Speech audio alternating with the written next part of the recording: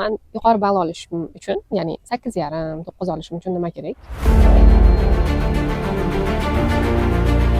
Va shu imtihondagi natijalar juda ham hayratlanarli darajada bo'ladi. Darsdan avtomatik ravishda chetlatiladi agar u darslarni vaqtida bajarmasa. Bir xil narsani o'rgangan, bir xil muddat, lekin natijaga kelganda juda ham katta farq bo'ladi. Yuqori ball olishni emas, ilm olishni maqsad qilsangiz, shunda yuqori ball olasiz. Chunki ular chet ellarga borishdi va qora ishchi bo'lib qolishdi. 8 IELTS ularga ish bilan ta'minlay olmadi. Ko'p o'quvchilarim so'raydi, men yuqori ball olishim uchun, ya'ni 8,5, 9 olishim uchun nima kerak? Albatta, sizda g'ayrat kerak, sizda ishtiyoq kerak, xohish va intiluvchanlik kerak.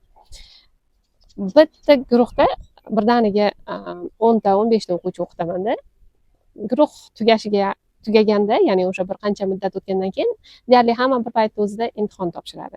Va shu imtihondagi natijalar juda ham hayratlanarli darajada bo'ladi. Ya'ni har bir o'quvchi albatta o'z vazifalarini qiladi. Men vazifa qilmagan o'quvchilarni hurmat ham qilmayman, ular meni hurmat qilmadi ham deb o'ylayman va shuning uchun darsdan avtomatik ravishda chetlatiladi agar u darslarni vaqtida bajarmasa. Shunday ekan, nima bilan farq qiladi? Nima uchun bitta guruhda 8,5 olgan o'quvchi bo'ladi, 8 olgan o'quvchi bo'ladi, 7 olgan o'quvchi bo'ladi. Hattoki xuddi o'sha guruhimda topshirib 6,5 olgan o'quvchilar ham bo'ladi. Bir xil narsani o'rgangan, bir xil muddat, vaqti kelsa ko'proq muddat ham shug'ullangan, lekin natijaga kelganda juda ham katta farq bo'ladi. Bu savolda juda ko'pchilik menga beradi. Nima qilsam men yuqori ball olaman? Yuqori ball olishni emas, ilm olishni maqsad qo'ysangiz, shunda yuqori ball olasiz. Juda katta farqi bor. 8,5, 8 olgan o'quvchilarimni 7 olgan o'quvchilar bilan o'rganish uslubida, o'qish va ilmga intilishga bo'lgan muhabbatida katta farq qiladi. Inson nimani o'rganayotganidan zavqlana olsa, u narsa unga sunadi va u narsa unga keyinchalik ham yordam beradi deb o'ylayman.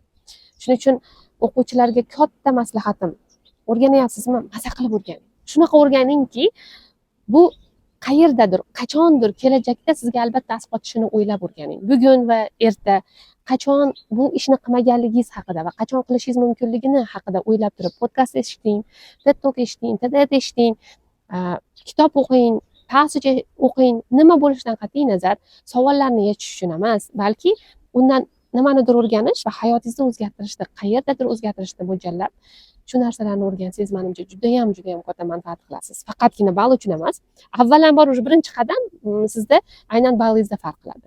Keyinchalik hayotda ham juda katta farqini ko'rsa bo'ladi.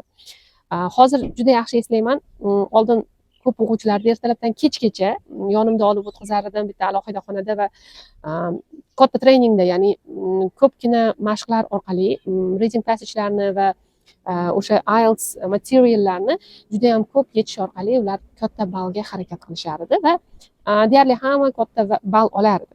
Olish kerak bo'lgan rizqni olishar edi.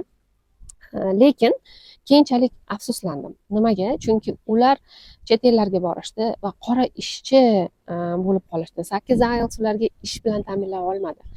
Ular 8,5 olgan o'quvchi ham Koreyaga borib, oddiy qurilishda qora ishchi bo'lib qoldi.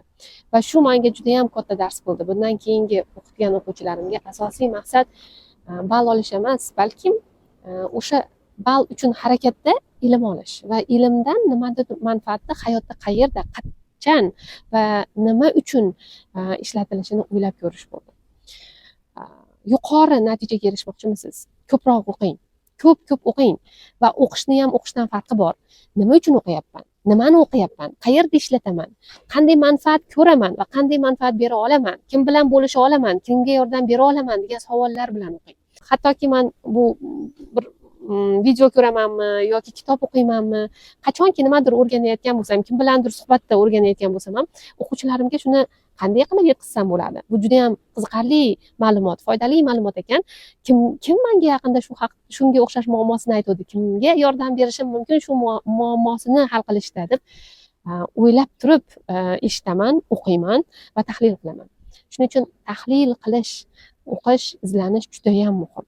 Sizga mani opa sifatidagi, ustoz sifatidagi, bir do'st sifatidagi maslahatim: izlaning, o'qing. Insonda inson qiluvchi va insonda barcha mavjudotlardan farqli qiluvchi, farishtalardanda yuqori tabaqaga qo'yuvchi, hayvonlardan farqlab turishlik uchun kerak bo'lgan narsa bu ularni ilm olishi, o'rganishi va izlanishi bo'ladi.